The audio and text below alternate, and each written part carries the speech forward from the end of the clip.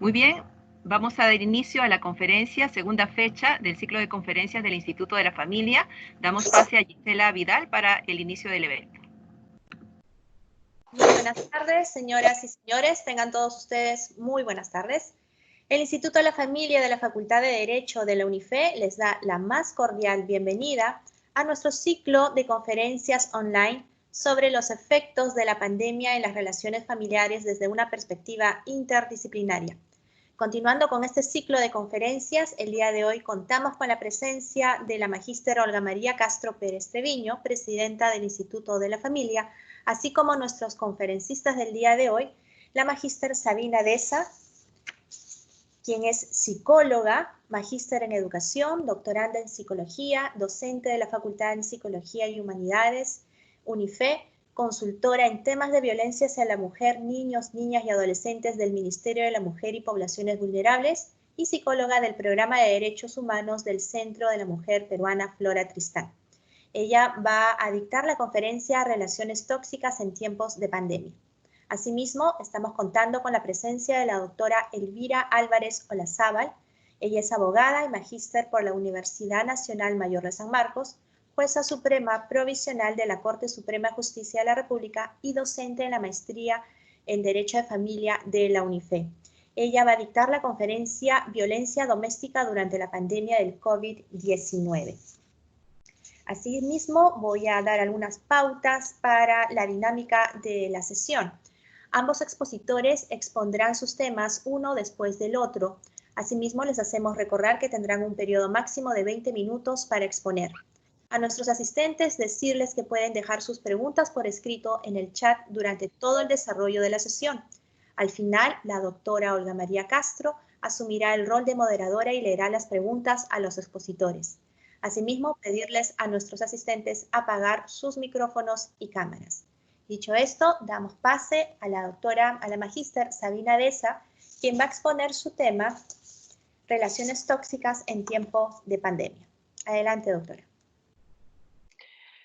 Buenas tardes con todos. Es muy grato para mí compartir la tarde de hoy para justamente reflexionar sobre este tema que es tan importante en el momento actual, sobre todo.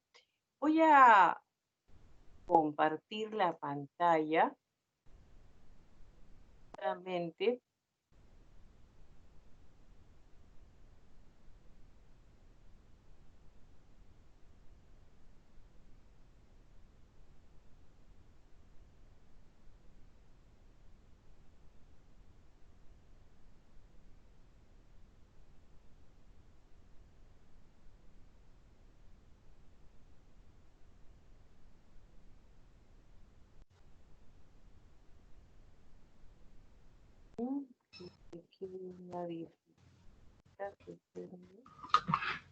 Ahora, ¿sí? Estoy compartiendo la pantalla. Sí, doctora, vemos su pantalla compartida. Sí, correcto. Eso.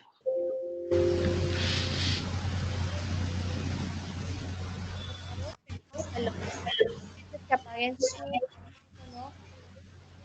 Bien, vamos a reflexionar, como comentaba, este tema, relaciones tóxicas en tiempos de pandemia, donde es importante primero situarnos qué entendemos por relaciones tóxicas. Definitivamente hay relaciones donde ambas partes o todas las partes que están implicadas en ese vínculo, por alguna razón, no pueden dejar de hacerse daño, de que sea perjudicial, de que sea nociva la forma como se vincula. Esto puede tratarse de una relación de pareja, pero también de amistad, de trabajo, incluso como el título de esta conferencia lo sitúa, en una relación familiar. Los signos que deben alertar de que está en una relación tóxica, con frecuencia son bastante subjetivos, son indirectos, porque están enmascarados, disfrazados, de alguna manera maquillados. Y esto va a dificultar a las personas que están implicadas en este tipo de relación a alejarse, romper, salir de las relaciones tóxicas. ¿Por qué decimos de que están maquilladas o están disfrazadas? Porque muchas veces se pone bajo un matiz que es cuidar, que es proteger, pero lo que tienen en esencia es el deseo de controlar al otro, de no dejarle ejercer su libertad y que realmente haga lo que a mí me conviene, no lo que al otro en realidad considera mejor o más conveniente. Nos podemos preguntar incluso, ¿no?, si te encuentras en una relación que te hace sentir mal, por ejemplo, te sientes que continuamente te critican, te juzgan, te desvalorizan, te sientes manipulada, amenazada, acosada, maltratada, incluso te sientes sola aunque estés acompañada, sientes un vacío difuso después o incluso estando con esa persona que luego vas a considerar o vas a tal vez analizar qué tan tóxico. Definitivamente tienes algunos de estos sentimientos, es importante que reflexiones y puedas llegar a tener una aproximación si te das cuenta que tal relación es nociva y es perjudicial para ti, busques la manera de salir. Generalmente se hace con la ayuda de algún profesional que te permita que tú puedas tomar la suficiente fortaleza como para poder trascender la relación nociva que estás viviendo. ¿Cómo es la dinámica, el día a día de estas relaciones violentas? Porque finalmente las relaciones tóxicas enmascaran formas de violencia sutil, ¿no? No necesariamente se va a mostrar la violencia física, por eso es de que muchas veces no se toman como formas de violencia, pero en el fondo, en el meollo de lo que es esta relación, es una relación violenta. Son relaciones en las que ambas partes son incapaces de lograr un trato de igual a igual, es decir, no son relaciones equitativas. Es una relación donde una de las partes se aprovecha de la otra y donde aparentemente solo uno obtiene un beneficio o algo que le interesa, ¿no? Entonces es inequitativa. Lo que es bueno para mí no importa que a ti te afecte. Igual yo voy a proceder de acuerdo a lo que a mí me conviene sin importarme lo que te pase a ti. Como decíamos, manipula para sacar provecho y su deseo es tener control y poder completo de la relación, ser quien pueda tener la potestad finalmente de orientar o que la relación tome el curso que le es más conveniente. En una relación tóxica el poder no se comparte, no circula. No es que en algunas decisiones una de las partes, uno de los miembros de este grupo familiar o de una pareja pueda opinar, pueda hacer prevalecer su punto de vista en algunos temas, en algún punto. No, siempre el poder está concentrado en una sola persona. Y, lógicamente, la persona tóxica siempre trata de intentar que los demás le sigan, que los demás no tengan el más mínimo poder. Esta toxicidad consiste también en implementar dinámicas entre que permanentemente se va a generar una desigualdad entre las partes, ¿no? Entonces, el poder está repartido de modo que favorece a uno y desfavorece al otro.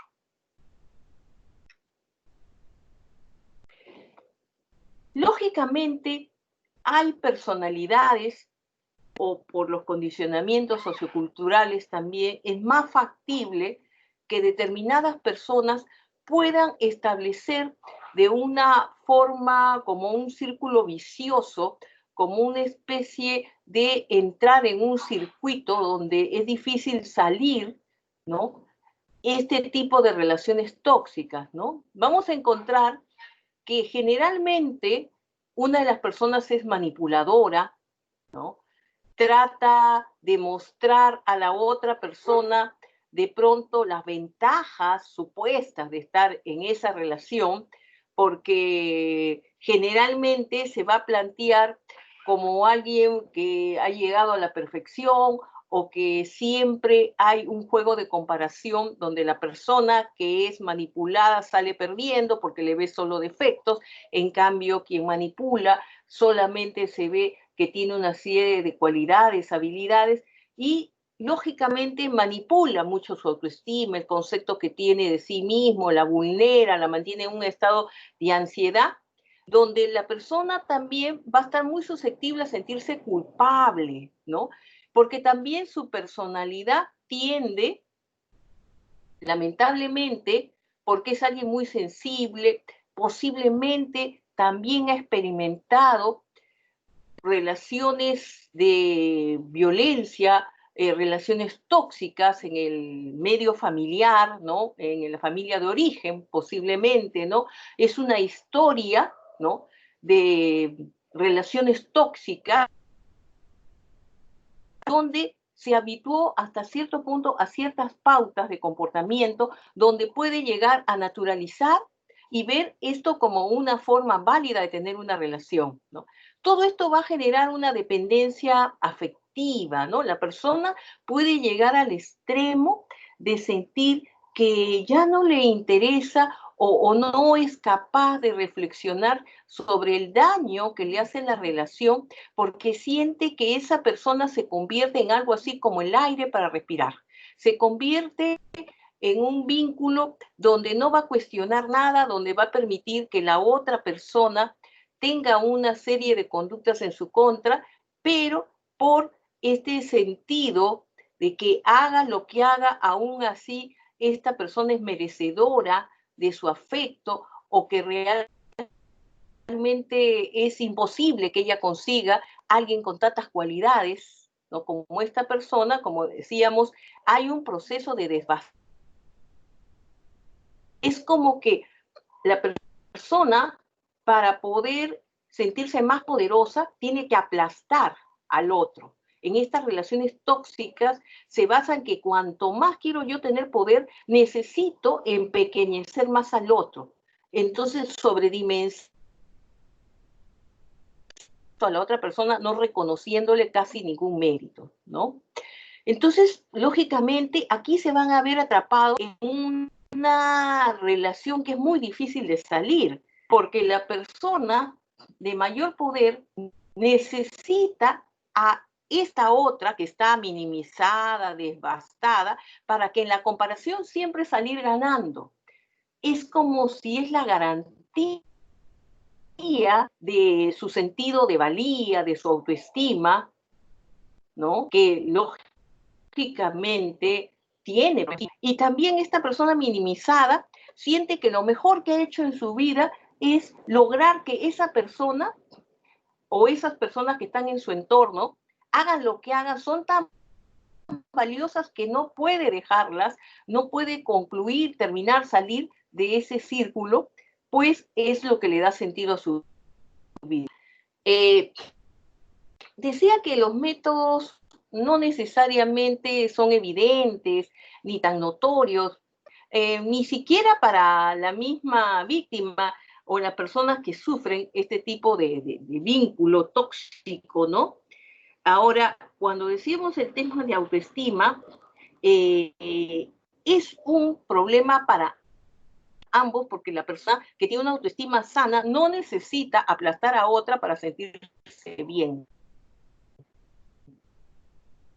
Y definitivamente quien ha necesita tener a alguien que prácticamente le dé sentido a su vida, ¿no? No necesita a alguien para sentirse en esa completud de características, de virtudes que la hacen valiosa, es valiosa por sí misma, ¿no? Entonces, por otro lado, cuando hablamos de estas características, estos métodos que no son evidentes, porque de pronto el decirle que la llama a cada momento porque está preocupada de saber cómo está, o que de pronto está pendiente y le pide prácticamente que le haga pues un recuento diario de lo que hizo desde lo que se levanta hasta que se va a dormir. Podría pasar como una forma de interés, de cuidado, pero cuando la relación es tóxica, porque esa misma información la utilizan ¿para qué? Para cuestionar, para criticar, para encontrarte los defectos, y siempre bajo la premisa de que quieren hacerlo por tu bien, ¿no? Que quieren que cambie para que seas mejor, pero son formas enmascaradas finalmente porque te hacen sentir mal. Hay varios tipos de relaciones tóxicas, ¿no? El menosprecio, la denigración, constantemente esto puede ir dirigido a la pareja, a un amigo, incluso a un familiar, ¿no? Y esto muchas veces está enmascarado porque se hace a través supuestamente de bromas, de sentido del humor, ¿no? O cuestionando las cualidades, ridiculizando características de la personalidad, como sí, pues tú de todo lloras, o que tú, claro, tú no eres capaz ni siquiera de hervir el agua porque se te quema. Puede ser la burla explícita también, donde ya se sabe que constantemente cualquier pequeño error que cometa lo magnifica y hace pues que el que no se dio cuenta se dé cuenta y que siempre fomente que la persona sea vista como un objeto, ¿no? Ridículo, ¿no? Esto hace pues que esta persona que está en esta posición de ser ridiculizada, sienta pues que sus ideas, sus creencias, sus expectativas son algo tonto, algo sin valor. Y de esta manera logra la persona tóxica tenerla más controlada. Es como, yo pienso, pero tú no eres capaz de pensar. Por lo tanto, ¿qué harías tú si yo salgo de tu vida o ya no estoy acá contigo? Sería pues un completo desastre, ¿no? También la crítica discreta, ¿no? Puede ser de que le hagan un comentario, pero siempre sea lo mismo y lo mismo, ¿no? Incluso cuando se confronta a la persona porque se le dice que realmente eso es molesto, es incómodo, se muestra sorprendida, disfraza su actitud diciendo que estaba bromeando, que no tiene esta otra persona sentido del humor, ¿no? Incluso puede decir ya en situaciones extremas que está loca, que está exagerando, ¿no? Otra forma es la intimidación y el control mediante arrebatos abruptos de mal carácter, entre comillas, porque en realidad son conductas violentas. Esta persona no tolera, la persona que toma esta postura de poder en la relación, ninguna crítica, tampoco que no se esté de acuerdo con algo que dice o hace o piensa, y puede permanecer molesta durante días, ¿no? De esta forma controla y chantajea emocionalmente a las personas de su entorno. Es más, a veces ni siquiera se sabe por qué se ha molestado. Puede ser de que él se ha peleado con el vecino y te dijo buenos días y tú le contestaste, no, ya eres su enemiga porque has hablado con su enemigo, ¿no? Otra característica es que va a responsabilizar, va a culpar a los otros de su mal momento, de su ira, de su cólera, de su descontrol. Le dice, sí, tú eres la que me hace la vida imposible, tú me amargas la vida, por tu culpa es que me siento así, tú me haces que me suba la presión, tú haces que me descontrole. Incluso puede llegar hasta situaciones extremas de violencia física y le dice que es por su culpa, que por qué, sabiendo que estaba de mal humor, ¿por qué se le cruzó? Pues, y si se le cruzó, ya pues ella es responsable, de pronto si le ha pateado, le ha golpeado, ha tenido una cachetada. Con esta persona, o las personas que tienden a asumir el poder en las relaciones tóxicas, nunca se sabe qué puede hacer que pierda el control, que se enoje, ni tampoco cuál es la razón, porque es totalmente arbitrario. no hay nada exacto que sea motivo que uno pueda predecir que va a enojar a esta persona. Puede ser un día porque salió sol, puede ser un día porque hablaste, un día porque estuviste callada, igual, siempre va a haber esa arbitrariedad. Por otro lado, la persona o el entorno que sufre este tipo de reacciones se va a desgastar no tan solo física, sino también emocionalmente, ¿no? Se induce también a la culpa.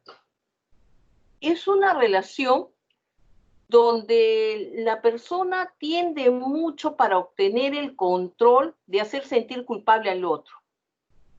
Cada vez que hace algo en contra de la otra persona, en vez de hacer mea culpa y disculparse, lo que hace es sentir mal a la otra persona, ¿no?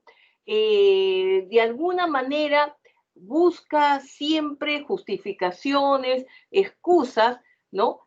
Para que la otra persona sienta, no tan solo en el momento, sino que esté un buen momento, ¿no? Hasta pasado varios días, ¿no? Incluso pensando que es culpable de algo que ha afectado a esta persona, ¿no? Por ejemplo, decirle, sí, cada vez de que tú estás conversándome de este tema, ¿no? Por ejemplo, en relación a los hijos, que debe asumir mayor responsabilidad, que debe de pronto pasar más tiempo con ellos. Sí, ¿qué te has creído? Tú, que seguro te sobra el tiempo, a mí, que estoy agobiado con una serie de problemas, por tu culpa ya me está subiendo la presión, me puede dar un ataque cardíaco, y le pone todo un escenario de enfermedades supuestas, pero que realmente a la otra persona le hacen sentir que está enfermando por aquello que con justicia le está planteando. También no tener en cuenta al otro, ¿no? No tan solo es un comportamiento impredecible, sino que con una persona tóxica nunca se está segura que esté comprometida emocionalmente en la relación, ¿no? Tampoco qué valor, qué lugar le da a la relación en su vida. Incluso cuando se le pregunta directamente acerca de su compromiso, la respuesta tiende a ser vaga, a la defensiva, se molesta de que eso no es necesario preguntar, que para qué sentido tiene. Esto lo que hace es generar más inseguridad a la otra persona y tiene la finalidad de hacer que se sigan haciendo cosas para ganarse el compromiso, que ganarse, que te den un lugar. De tal manera que esto genera muchísima ansiedad y un desgaste emocional tremendo, porque la persona trata de hacer lo imposible por complacer, por ganarse un lugar que la otra persona finalmente, si no te lo va a dar, no te lo va a dar, hagas lo que hagas. La actitud utilitaria aquí, vinculado con lo anterior, se utiliza al otro para obtener lo que uno quiere, ¿no? No lo planteas como que de forma mutua ambos pueden colaborar y puedan apoyarse uno al otro, sino que siempre es una de las partes la que está pidiendo que hagan una, dos, tres y muchas cosas por uno, desde las más simples, ¿no?, hasta las más complejas incluso. Esto lleva también a un sentido en la relación donde la persona se siente como atrapada en una relación donde busca las formas diversas de cómo poder complacer al otro y se da cuenta que haga lo que haga no lo consigue. Esto decimos que es tóxico porque va pues en un solo sentido. Una de las partes se preocupa en complacer al otro, mientras que la persona que está en una posición de poder no se preocupa por las necesidades del otro. Incluso prácticamente tu energía, tu vitalidad, te la van a absorber, porque terminas muy agotada en este proceso de tratar constantemente de complacer al otro. Es más, de pronto consideras de que su mal humor es porque no cocina suficientemente bien. Entonces, ¿qué? Haces un curso de cocina y comienzas a preparar exquisiteces, pero ni siquiera te da las gracias, ni siquiera muestra que eso cause ningún cambio. Entonces la persona dice, ah, bueno, de repente tengo que ponerme en forma, y comienzas en la máquina de ejercicios y tratas pues de buscar la mil y una manera de tener una figura, ¿no?, que revele que estás cuidándote más. Sin embargo, cuando tú lo consigues, y claro, otras personas te pueden decir que te ves bien, pero esta persona es como que si no lo notara. Si crees de que es por el tema económico, comienzas a trabajar en casa, a hacer mil y una cosa que pueda generar ingresos, y eso para el apoyo familiar también, que sea útil. Sin embargo, esta persona tampoco reacciona como lo esperas. Lo tremendo es de que es como caer en una trampa donde mientras más hagas, sientes que estás invirtiendo más en esa relación, y va a ser más difícil que trates de salir, que busques salir de esa relación, porque sientes que has dado tanto, pero de forma unilateral. En realidad es una trampa psicológica, porque sientes que has dado tanto, pero no te das cuenta que no has recibido casi nada. También la actitud obsesiva, controladora, ¿no? Aquí, donde se parte de una confianza deteriorada, ¿no?, sin motivo, sin razón, una de las partes es posesivo, ¿no?, de controlar, y el otro sufre de celos, desconfianza de su pareja, que son causados por la misma pareja. ¿Por qué? Porque en las relaciones tóxicas se tratan no que las personas disfruten como debería ser estando juntas, sino lo que les une es precisamente todas estas situaciones que estamos describiendo, y que las personas, diría yo, que no tienen ya tiempo ni para pensar. Están tan imbuidas en este circuito, en este círculo vicioso, que no toman conciencia hasta que buscan ayuda profesional, que están en una relación nociva. Están tan concentradas en sacar a flote una relación que del comienzo, si analizan, el inicio fue inadecuado, fue disfuncional, y realmente cuando hablamos de esta actitud posesiva, controladora, cada vez con el tiempo, ¿no?, son más desconfiadas, aumentan las formas como quieren controlar al otro, revisar el celular, se meten en su correo, en sus redes sociales, comienzan a eliminar amistades, le controlan el kilometraje del automóvil, ¿no?, para asegurar dónde ha ido, con quién ha ido, dónde está. Lamentablemente el celular puede ser bien utilizado para comunicarse, pero también es un arma de control muchas veces, donde, bueno, ¿dónde estás? Tómate una foto, ¿con quién estás? Pásame con esta persona. Realmente, pues, no le dejan un mínimo de oxígeno de libertad.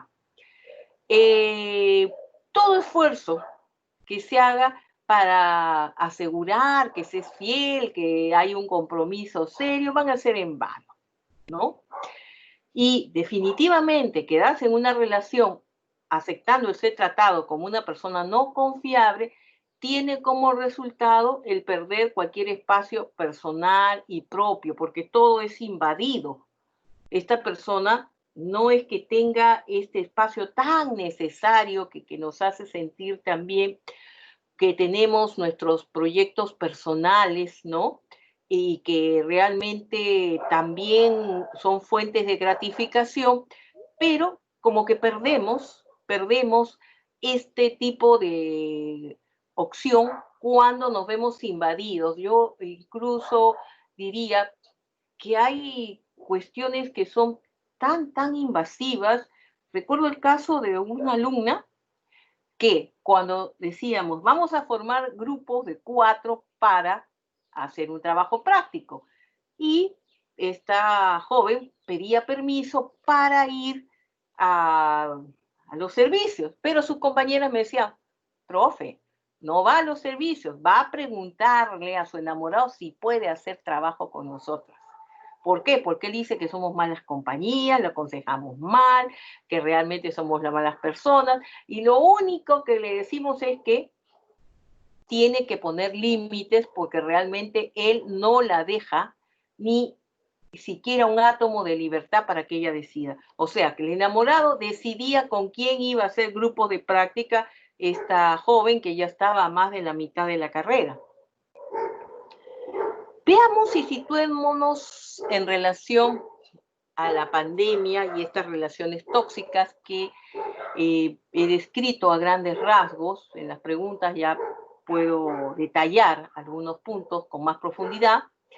Definitivamente, ante la situación de caos, emergencia que se vive en el contexto actual, producto de la pandemia producida por el virus COVID-19, las relaciones tóxicas tienden a acentuar los rasgos que las caracterizan. En realidad, lo concreto es que tienden a empeorar, no van a mejorar. Por ello, ante las crisis, ¿no?, las conductas disfuncionales propias de este tipo de relaciones se van a incrementar, generando un círculo vicioso que puede ser de alto riesgo.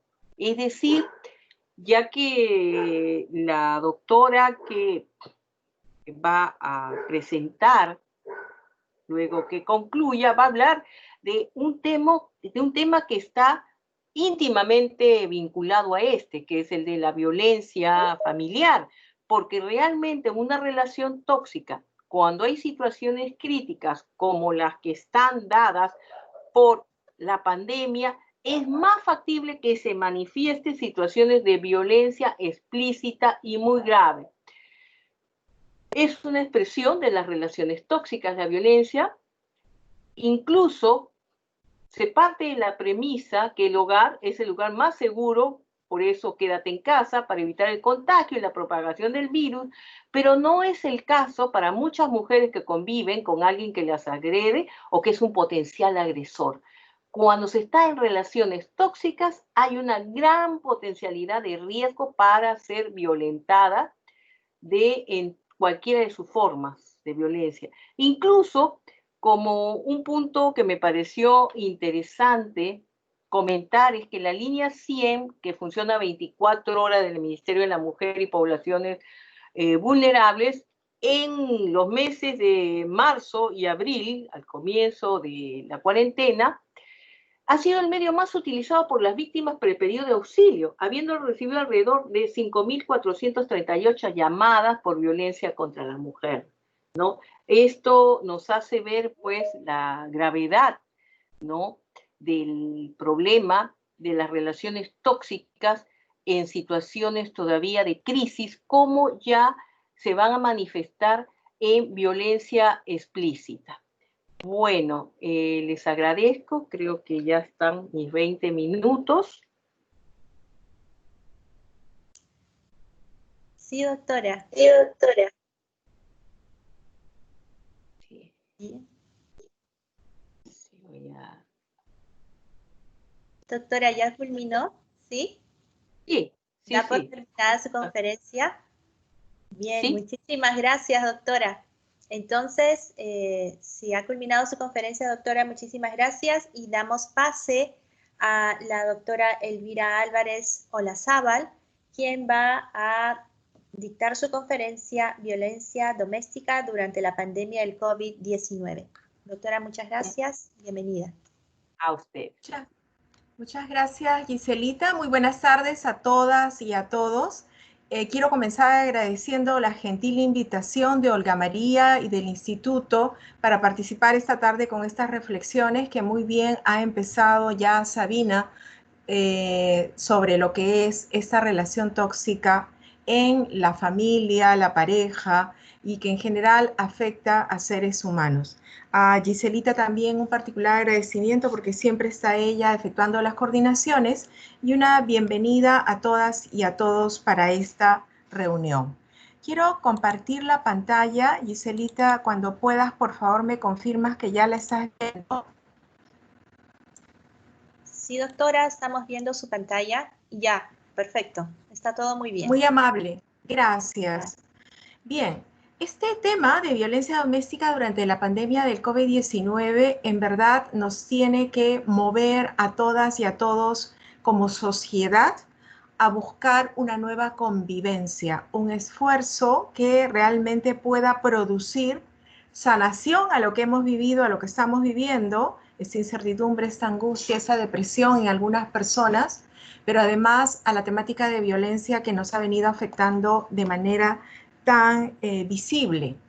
Yo quería comenzar con una declaración que, como ven ustedes en el pequeño círculo, dio la Corte Interamericana de Derechos Humanos, la 120 del 9 de abril, donde ya se veía que las medidas de aislamiento social redundarían en un aumento exponencial, miren, son palabras de la Corte y creo que nunca tan bien aplicadas, de la violencia contra mujeres y niñas en sus hogares.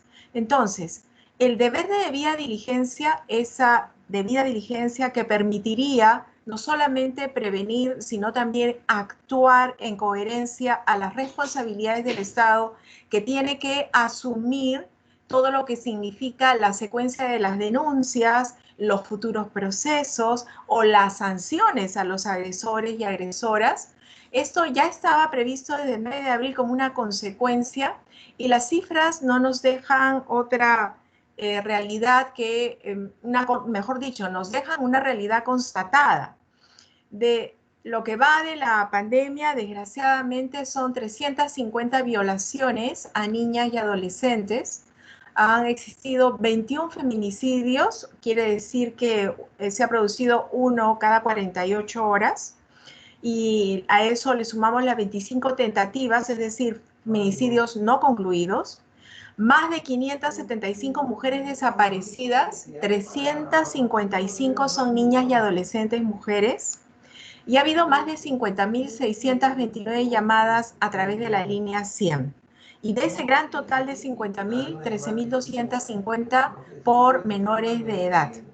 Miren, y yo solamente quiero poner de relieve que un mes antes, en ambos casos, lo que acabo de presentarles y esto que voy a presentar en la siguiente diapositiva, constituyen datos de información oficial tanto del MIM como del Observatorio contra la Violencia. Un mes antes, al inicio de mayo, ya la ministra decía, tenemos 131 casos de violación sexual a niñas, tenemos 21.000 llamadas, tenemos un aumento del 40% respecto al 2019 y 7 feminicidios. Miren, un mes antes. Esto significa que se ha triplicado, en algunos casos duplicado, pero alarmantemente triplicado varias de estas cifras que he mostrado.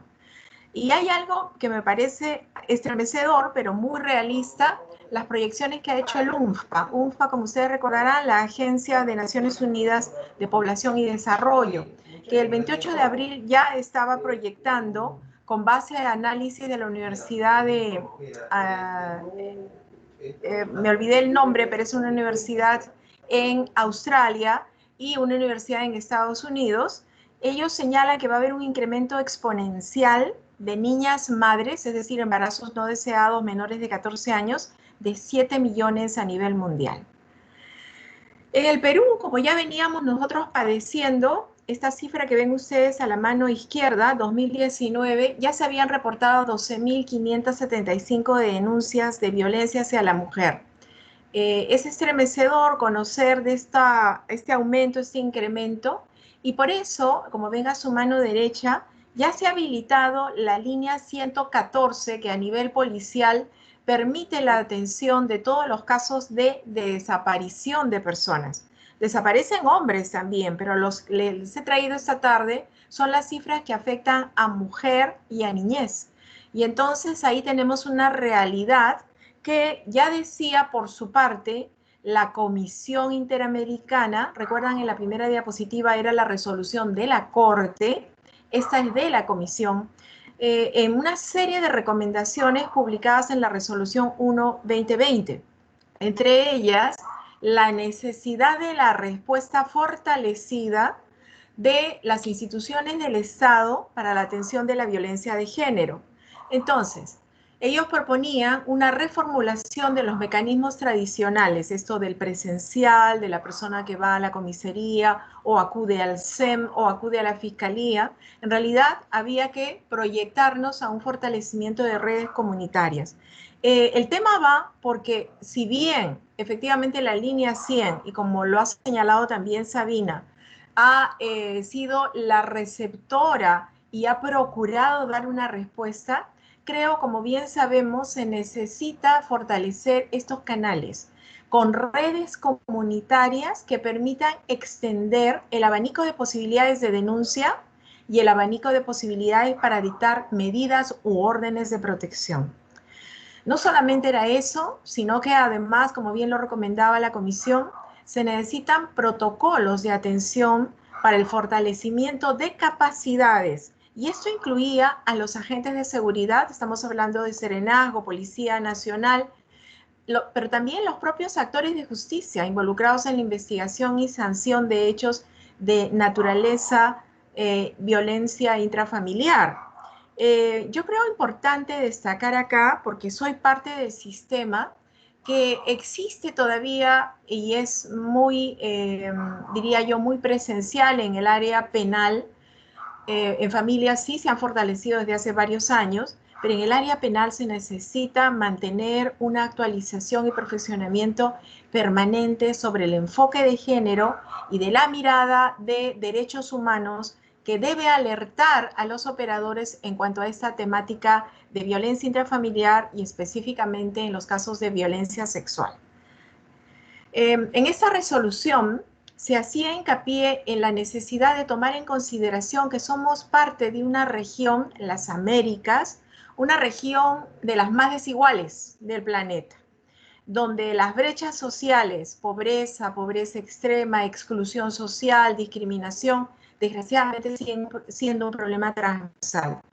Por eso es que los altos índices de violencia son generalizados, específicamente por razones de género, de raza, de etnia, y tenemos flagelos tan persistentes como corrupción e impunidad.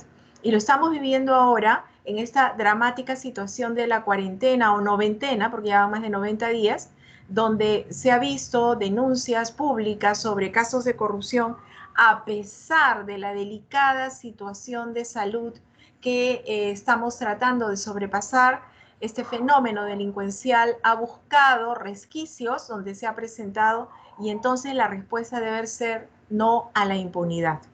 Pero en la 49, en la recomendación 49, se explica de manera, me parece a mí, muy clara por qué la perspectiva de género debe ser incorporada a partir de un enfoque interseccional en todas las respuestas de los operadores de los estados en general.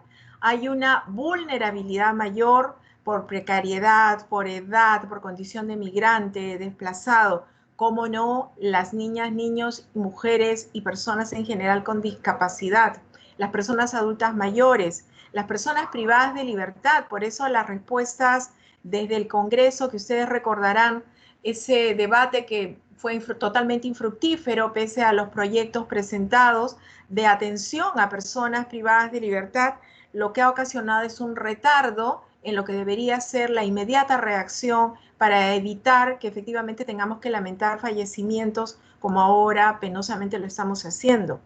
El origen étnico-racial en nuestro país sigue siendo, lamentablemente, una de las creencias populares para la discriminación. Lo vemos en muchos ámbitos. La orientación sexual, estamos en el mes del orgullo, junio es el mes del orgullo para las poblaciones diversas, y esto también es necesario remarcarlo, porque en el pico y placa, como así se denominó popularmente, a ese espacio de salidas entre mujeres y varones determinados días, ahí se demostró desgraciadamente que necesitamos seguir trabajando con todas las autoridades, pero específicamente con la policía que privó de libertad a personas de una orientación sexual diversa, ¿no?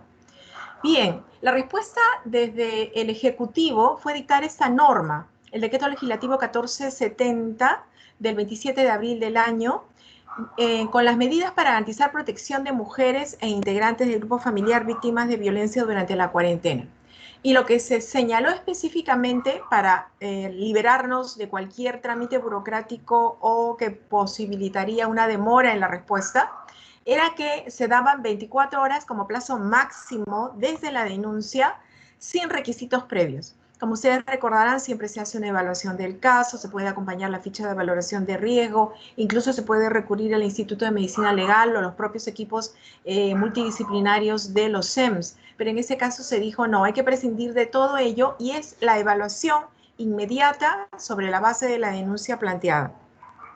Es más, se señalaba específicamente que el retiro del agresor, que es una de las medidas de protección, no la única, pero que en este caso, en condiciones de pandemia, se está priorizando para que con apoyo de la policía se pueda retirar al o a los agresores y evitar asimismo con un patrullaje adecuado que retorne a la casa y sea un riesgo mayor o riesgo latente para las víctimas.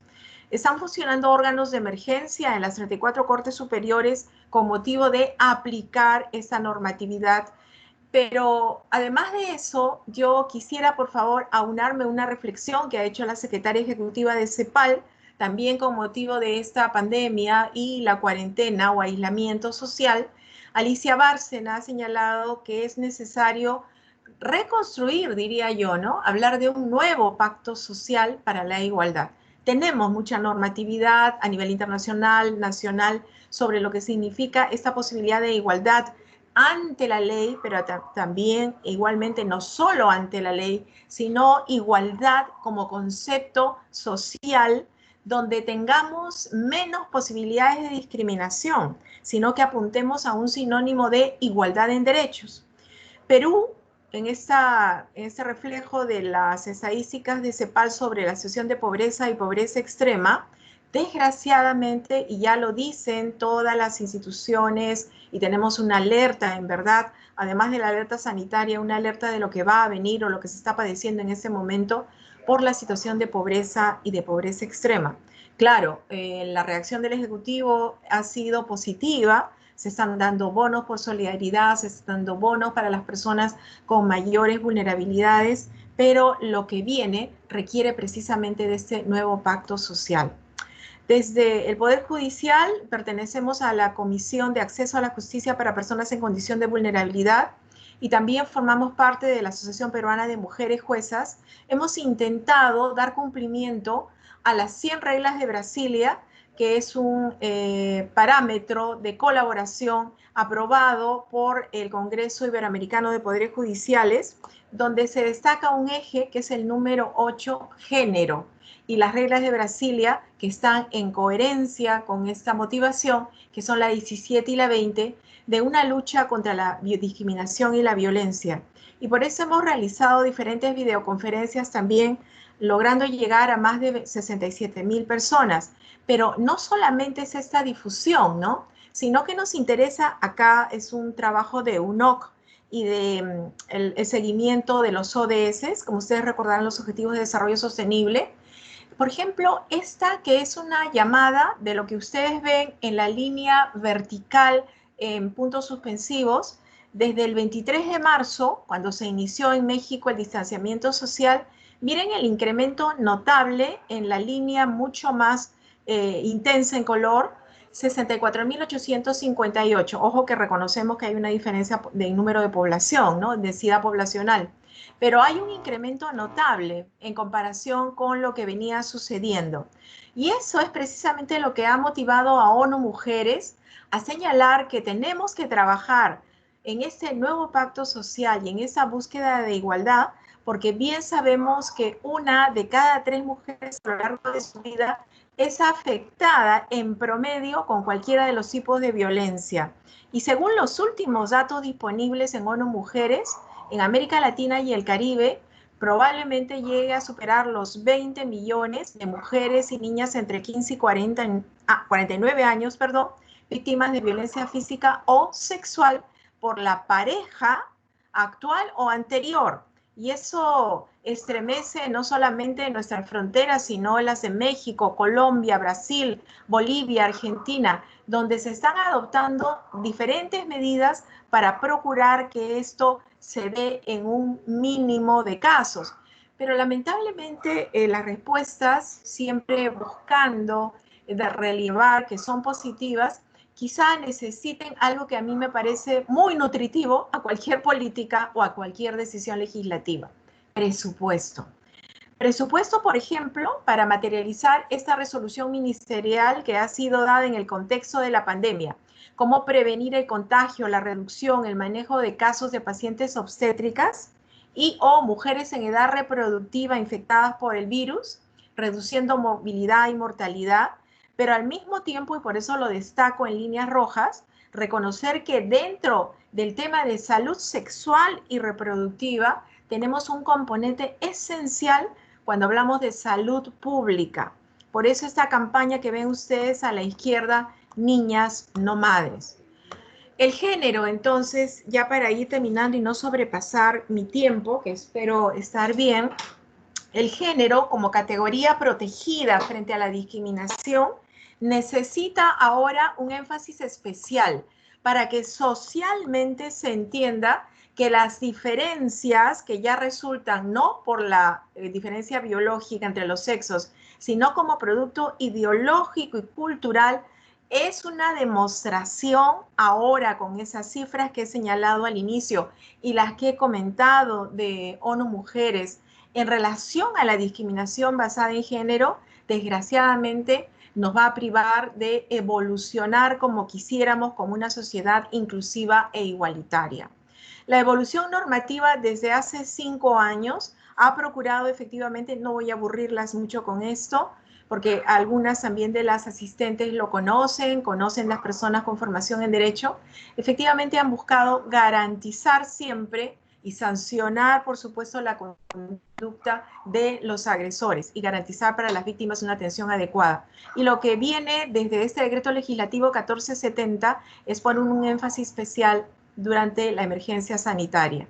Pero no olvidemos que así como el caso de George Floyd, y ahora sabemos otro caso que se ha dado a las noticias públicas desde ayer, desgraciadamente ponen en evidencia sociedades desigualitarias, excluyentes, como se refleja en la mano izquierda de ustedes, pero invito a todas y a todos a leer, por ejemplo, este libro de la Universidad del Pacífico de CIUP, del Centro de Investigación, donde se hace ver, es una investigación de Francisco Galarza, cómo la discriminación en nuestro país, desgraciadamente, sigue siendo también asociada a factores étnicos, raciales, pero también a cuestiones de género. Y es una demostración, por ejemplo, a la mano derecha, en letras amarillas, cómo hay grupos étnicos andinos, quechuas, aymaras, amazónicos, afrodescendientes, por ejemplo, donde nuestros niños, niñas y adolescentes desertan del colegio en una mayor proporción en cada ciclo educativo que aquellos mestizos blancos utilizados como grupo de comparación. La situación habitual de la violencia en la vida de niños y adolescentes tiene que ser erradicada. Igualmente debemos buscar un reconocimiento del valor de la diversidad y priorizar nuestro combate a todo tipo de discriminación. Hace 2 años falleció Avi Ágreda, como recordaremos, y sin embargo había mucha gente que asociaba violencia con trastorno. De eso, Sabina, no sé si tú querrás comentar algo. Hubo una publicación de la Asociación Psiquiátrica Peruana donde se destacó que la violencia es un problema estructural y que son múltiples factores económicos, sociales, educativos, familiares, etcétera, y que necesitamos reforzar por eso la salud mental como política de Estado. Una salud mental que evite circunstancias como las que se grafican en la fotografía. Es una fotografía de arte, por supuesto, pero lo que quiero demostrar es cómo se coloca a las ciudadanas, a las niñas en una situación de especial vulnerabilidad. Tenemos un problema estructural como sociedad. Lo dijo la ENARES en el 2015 con esas estadísticas sobre violencia física o psicológica en niñez y también en adolescencia, un volumen realmente lacerante. Y cuando hablamos de abuso sexual, es transgresión, todo tipo de transgresión a los límites íntimos y personales de los NNAs. Ya voy a pasar estas estadísticas para ir culminando con dos factores que me interesa mucho destacar. Tipo de violencia entonces, física, psicológica, sexual, hay un abuso de poder y confianza, y esto lo destacó Sabina también al hablar de relaciones tóxicas, porque en muchos de los casos los niños conocen a sus agresores. Y miren cómo va el índice de consumo de pornografía por edades. Esto es en España, pero creo que nosotros no debemos estar tan alejados de estas ratios estimadas. 1 de cada 4 varones comienza a consumir pornografía antes de los 13 años. Y la edad media de inicio de consumo en mujeres es a los 16 años.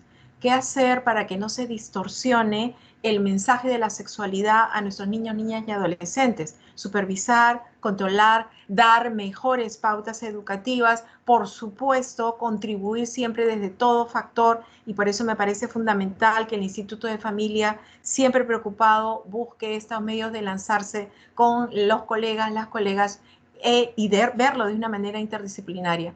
Tenemos un protocolo de la Convención de los Derechos del Niño precisamente para proscribir todo tipo de prostitución, utilización en pornografía, venta de niños.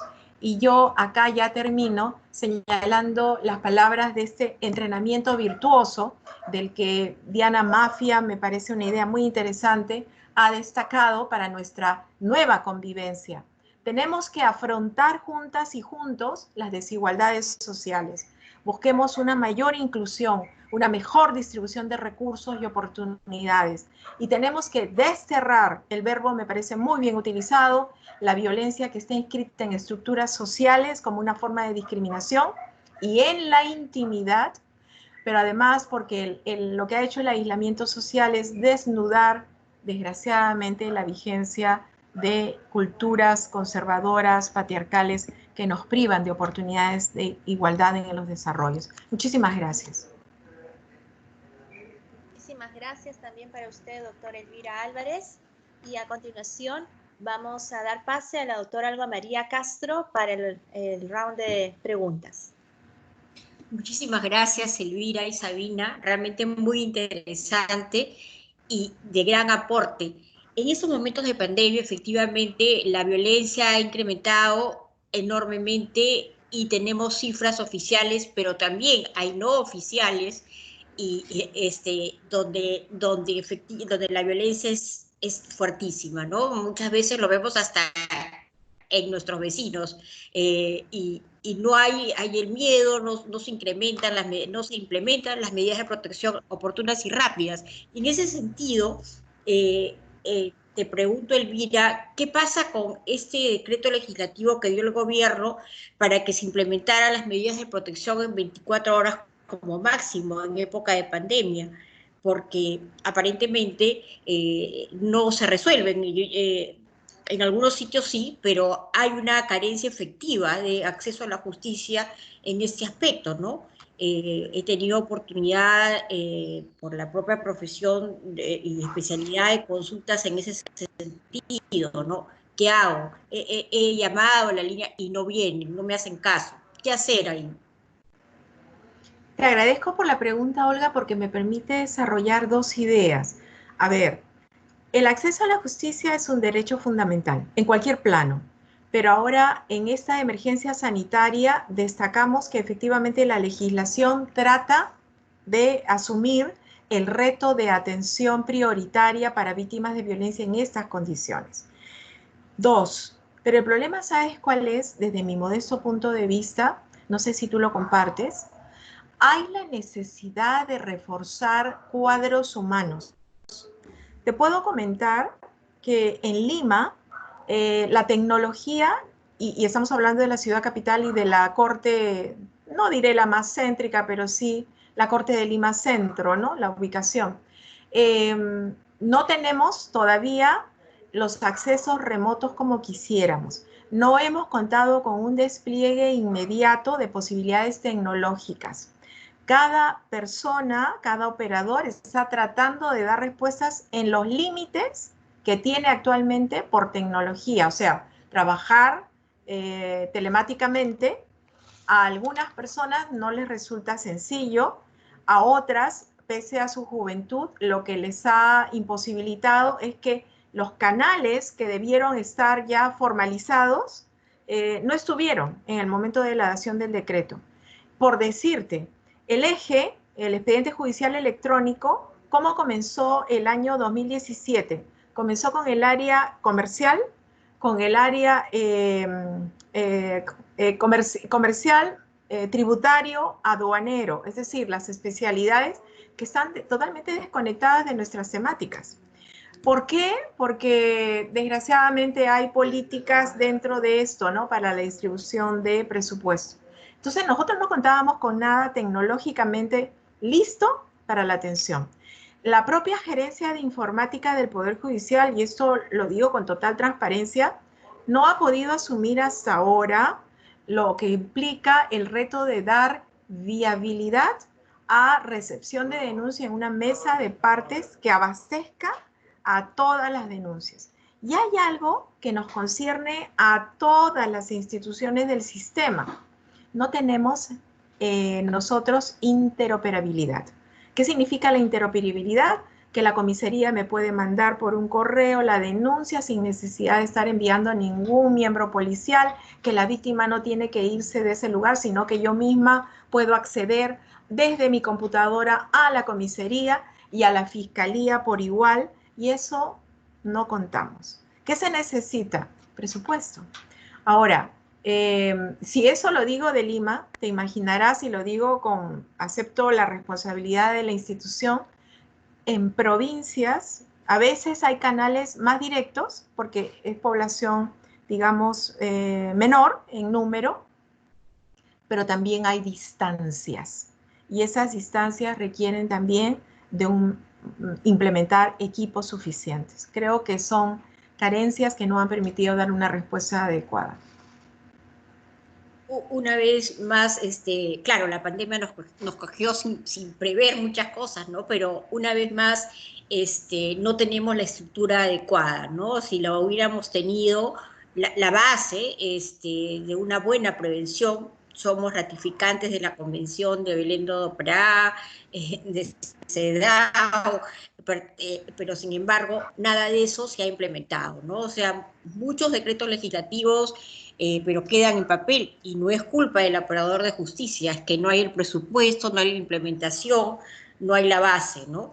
Entonces, claro, tenemos una seria brecha entre lo que dice el decreto legislativo determinado y la realidad. Tenemos una seria brecha. En el caso, me pregunta Sabina, me lo están preguntando por el celular porque parece que hay problemas con el chat, luego lo leo, tengo dos preguntas acá. Me preguntan lo siguiente, y bueno, efectivamente hay relaciones tóxicas y sucede también dentro de la familia, como tú bien lo has señalado.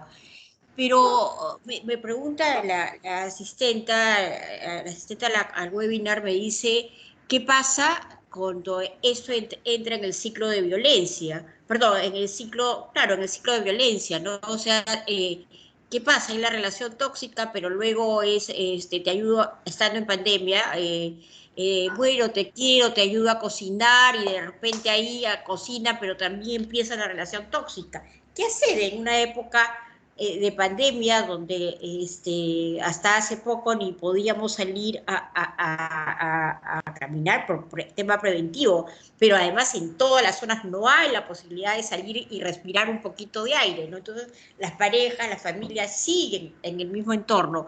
¿Qué hacer con ese ciclo de violencia que además en las familias donde hay niños lo están aprendiendo a vivir así? Y eso se va a replicar, pues, cuando ellos tengan su familia o en la escuela, cuando en algún momento, claro, sabemos que la pandemia nos llevará a otro tipo de relaciones, pero se va a replicar de todas maneras. ¿Qué hacer con ese ciclo de violencia? Bueno, te agradezco la pregunta. Mira, como había comentado, por efectos de la pandemia, de permanecer en la casa por esta ya no cuarentena, sino noventena en realidad, es la oportunidad también para que de pronto en esa relación tú seas más consciente que no es del aquí y de ahora, sino que ya ha habido toda una serie de episodios previos y que ahora están más remarcados. Es la oportunidad para que tú tomes conciencia de lo insostenible que es esa relación. Porque si bien una crisis supone que se van a agravar, se van a acentuar todas las características y más aún si son disfuncionales, pero también es la oportunidad de cambio, la oportunidad que tú digas, este es el punto de quiebre y voy a intentar tomar alguna alternativa. De hecho, necesita apoyo, orientación. Ahora hay una serie de opciones desde los centros de salud mental comunitario, por ejemplo, que están atendiendo de forma remota o también en línea, puede estar en contacto con algún especialista, ¿no? Porque allí, básicamente, como también lo has comentado acertadamente, no comienza en esa relación el sistema que hace que tú puedas estar entrampada en esta violencia. Se van alternando periodos de violencia explícita con aparentes momentos de tranquilidad, de paz, de luna de miel incluso. Pero también es el momento donde en una relación tóxica, como se va a agravar, entonces las formas expresas de violencia, ¿no?, física incluso, se van a hacer más patentes, más evidentes, y te da la oportunidad para reflexionar. Yo creo que es importante, ¿no?, que se pueda justamente a través de informar, se pueda hacer llegar recursos, porque lo primero que va a suceder es que te vas a cuestionar en qué estás, cómo estás, si realmente esa relación que tiene es una relación saludable o no. Y creo que se necesita soporte para que en esa reflexión tú puedas llegar a buen puerto, puedas encontrar alternativas, ¿no? Y que no sientas que por el miedo, por inseguridades, por una serie de aspectos que tienen que ver cómo tu personalidad lamentablemente es muy factible que en tu familia de origen hayas también percibido este tipo de relaciones como naturales, ¿no? Y que terminas validándolos, pero también es la oportunidad. Yo creo que hay que hacer uso de los recursos de la comunidad, ¿no? Sobre todo ahora que lo virtual nos proporciona muchas opciones de información, pero también espacios como instituciones, ¿no? El Colegio de Psicólogos, por ejemplo, tiene el consultorio psicológico virtual, ¿no? Que es gratuito, ¿no? También incluso hay otras instituciones, la UNIFE también un consultorio externo está trabajando, precisamente para poder dar claridad frente a estas situaciones. Yo diría que es un momento privilegiado, porque hasta los hechos más nefastos algo de positivo tienen. Yo creo que precisamente en este momento puede hacer que se llegue al punto de quiebre y la persona busque un cambio. Hay que lograr que estas personas que busquen un cambio puedan tener un interlocutor válido, una escucha que les dé alternativas. Tengo otra buenas pregunta. Tardes. Sí, buenas tardes. Buenas tardes. Olguita, buenas tardes, doctora Dehesa y doctora Álvarez. Soy Liliana Marín. Quería hacerles una pregunta, principalmente a la doctora Álvarez. En base a este decreto legislativo, el 1470, si bien es cierto, es una norma que está buscando la protección de aquellas personas víctimas, ¿no cree usted, doctora Álvarez, que también es una ley, un decreto en el cual muchas personas se pueden basar porque a consecuencia de este aislamiento que están sufriendo, salen a brote ciertos malestares o evidencias de problemas psicológicos, y puede conllevar a que sencillamente se denuncie a una persona cuando realmente estos hechos no se han suscitado. Y como no podemos hacerle una evaluación psicológica, una pericia, etcétera, pues el hecho de dictar medidas de protección no contribuiría esto a que se prive a las personas de su derecho a contradicción o sencillamente a la presunción de inocencia. Se lo comento porque justamente durante esta pandemia he tenido un caso en el cual la verdad está causando un perjuicio a una persona que ha sido denunciada por su propia madre. Y bueno, la señora ya es una persona adulta, parece que está viviendo todos los estragos del estar encerrada, porque es una persona bastante adulta y lógicamente un miembro de alto riesgo, ¿no? Entonces, esta denuncia que se le ha colocado, ¿no sería acaso también una restricción al derecho de esta persona para poderse defender? Si bien es cierto, vamos a tener que acudir en apelación, que va a ser más carga para las salas de familia en todo caso, pero también va a ser una carga más para el Poder Judicial. ¿No cree que se debió dar otro tipo de medidas? Esa es mi primera pregunta. Y la segunda que quisiera, como sé que usted ahora ya es vocal supremo, también quisiera preguntarle, veo que hay un retraso mayor en los casos de familia. ¿Por qué no se está implementando la mesa de parte electrónica para los casos de familia? Sé que hay grandes esfuerzos, pero ya tenemos mucho tiempo atrasado. En las redes sociales se está hablando incluso de algunos plantones que se quieren hacer por parte de mis colegas abogados porque no hay una respuesta al sistema de justicia. Y como decía hace poco en una conferencia que he participado con la doctora Marisa Herrera de Argentina, ella nos señala, ¿no?, que en realidad un país donde no hay justicia, entonces es un país donde no hay democracia. Por favor, quisiera sus comentarios respecto a ello. Pues muchísimas gracias. ¿Me permites, Olguita? Sí, claro, claro, adelante. Gracias. Gracias, Liliana. Un cordial saludo, esperando te encuentres bien y al igualmente tu familia. Muchas gracias. A ver, dos cosas interesantes. ¿Qué está pasando con la institución? Y permíteme, por favor, contestar la segunda. Hace 2 minutos o 3 coincidía con Olga en que las instituciones nos hemos visto reveladas en nuestra falta de previsión, desnudadas en la falta de presupuesto para una respuesta a la altura de lo que implica este desafío con la emergencia sanitaria. Así que no voy a pretender de ninguna manera decir de que estamos bien o que estamos superando, no. Estamos tratando de dar una respuesta, te soy honesta, en la gerencia de informática el día de hoy. Hay un área que se denomina área de innovación judicial. ¿Sabes cuántas personas trabajan en esa área para todo el Poder Judicial? 5. Entonces, ¿cómo están trabajando ellos? Porque todos estamos recurriendo a ellos para impulsar desde la mesa de partes electrónica, como tú bien señalas, pero no solamente la mesa, sino también el descargo, el importar las ejecutorias al sistema, la digitalización de la firma, la notificación electrónica, cuántas casillas podemos ir ya notificando. Y nos hemos visto en la abrumadora tarea de colaborar también con la gerencia, porque a la par la institución tiene, y seguramente quienes han seguido la página web del Poder Judicial lo saben, no es una novedad, todos los días sale una nueva resolución del Consejo Ejecutivo por el tema de las personas que están privadas de libertad, adultos y también en centros juveniles.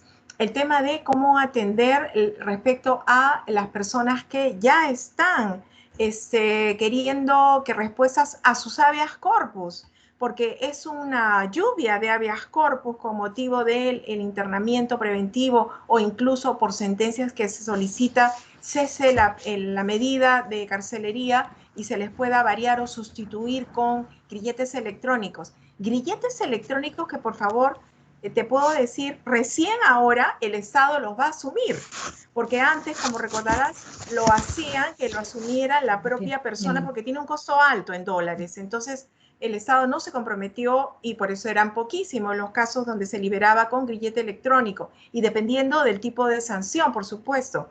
Incluso el decreto que ha previsto la sustitución o variación de prisión o de la medida de internamiento en el caso de adolescentes en conflicto con la ley penal, también ha puesto parámetros dependiendo de la gravedad del delito por el cual se encuentran internados. Hablo de tráfico de drogas, terrorismo, violación, etc. Entonces, el desborde de peticiones, la necesidad de atender todo en paralelo ha hecho que el Consejo Ejecutivo esté implementando, dictando todos los días resoluciones y yo siento que la parte presupuestal no ha sido reforzada en absoluto. Entonces, necesitamos operar con un sistema un tanto desfasado en cuanto a la telemática y pese a eso, la respuesta tendría que estar desde ya de lo que viene del 16 de marzo. Nosotros hemos hecho teletrabajo, pero nuestro teletrabajo no se siente con el justiciable porque todo lo que hayamos votado no puede ser notificado, no puede ser deportado, no puede ser descargado, no puede ser, porque no tenemos hasta ahora, y te digo, tú lo has señalado bien, esta modesta servidora está trabajando en la Corte Suprema, te estoy hablando desde la Corte Suprema. Imagínate las Cortes Superiores, que el 17 ya tienen que ir, o sea, pasado mañana ya tienen que ir un equipo con cada juez o presidente de sala, con un secretario, y turnarse lunes, miércoles y viernes, y el otro grupo martes y jueves, y así. Y los chicos están, el sindicato y la federación ha dicho que ellos no quieren absoluto, porque ya ha fallecido gente con el COVID, trabajadores, magistrados, no muchos, pero sí han fallecido. Entonces, cada paso que se dé tiene que tener certeza de atender a lo delicado que es el estado de salud de cada operador y a la vez de dar respuesta al sistema.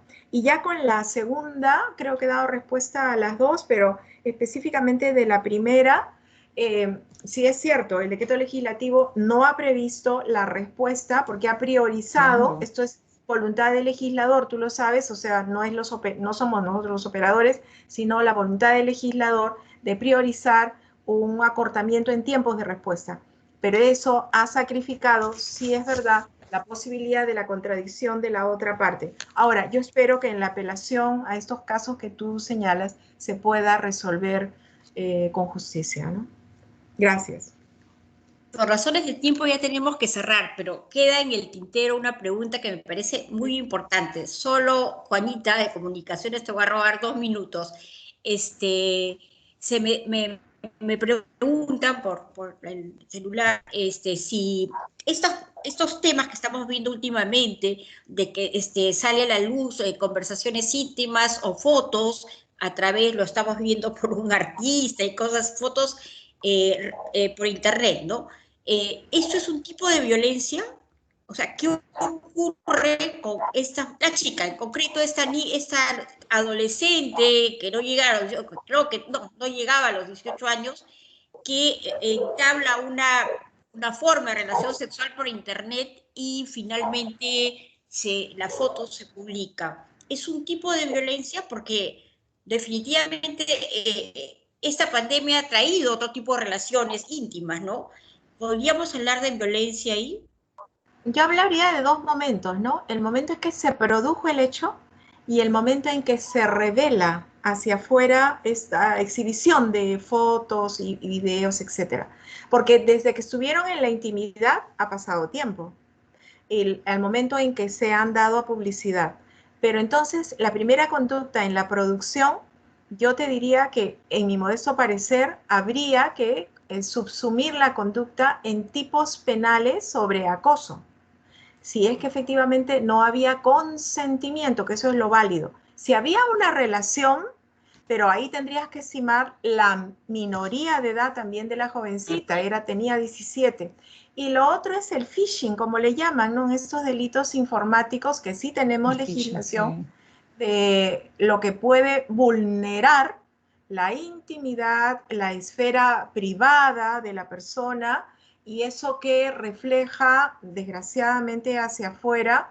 Y digo que son dos momentos porque recordaremos que acá ya se trata de una persona que al momento que se ha dado publicidad ya cuenta con mayoría de edad, pero ha demostrado que esto ha tenido estragos en su personalidad. Entonces, allí habrían dos conductas. Si hay concurso de delitos o no, eso lo verá quien tenga a su cargo la investigación.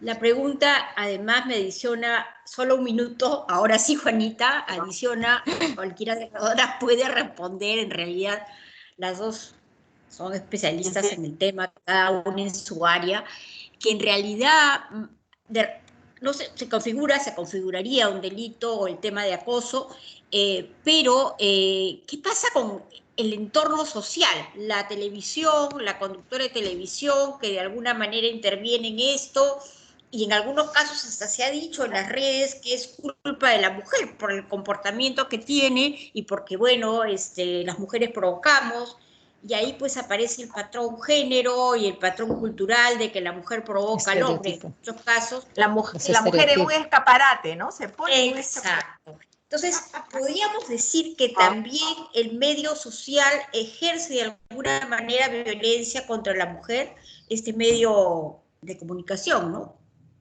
¿Podría hablarse de eso?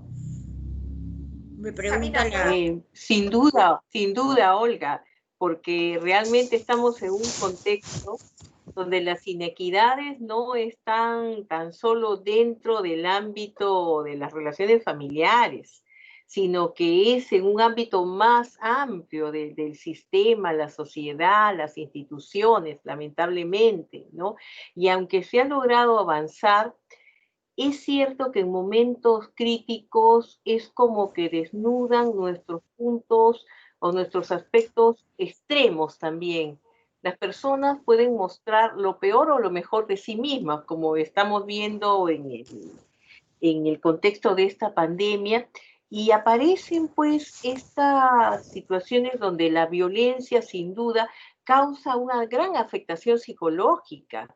Esta jovencita o quien prácticamente es desnudada en público, siente que su mundo no tan solo se ha visto afectada por las limitaciones que ahora tiene producto de la pandemia, sino porque su mundo, tal cual ella lo conocía en cuanto a amistades, ahora resulta que la terminan culpabilizando, termina ella siendo quien ha provocado y se diluye, porque el que aparentemente era el agresor termina siendo la víctima. Tenemos una sociedad que frente a este tipo de situaciones tiende a revictimizar por estos estereotipos de género, realmente, ¿no? Claro.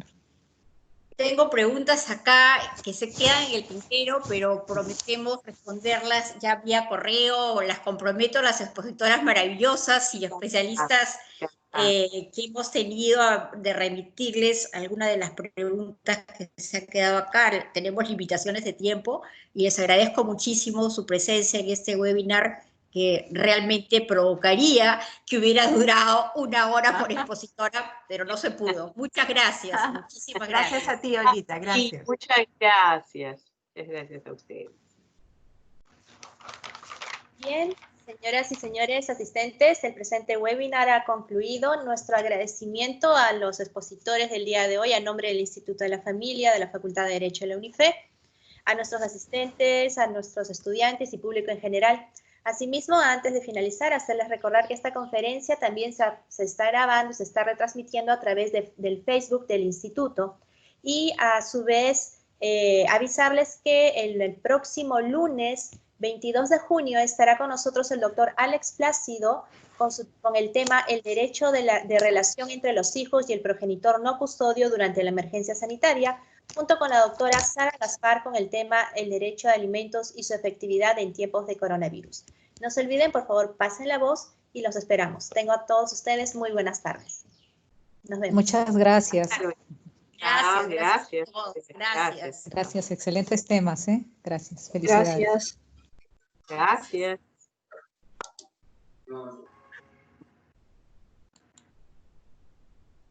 Muchísimas gracias. Cerramos transmisión también por Facebook Live. Lo van a encontrar ahí toda la conferencia completa. Permiso.